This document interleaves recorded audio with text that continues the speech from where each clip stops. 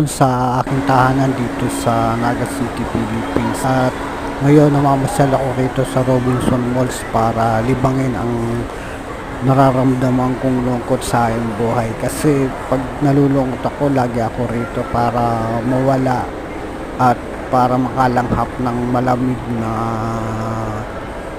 hangin galing sa aircon at para makapag-isip ng ikabubuti na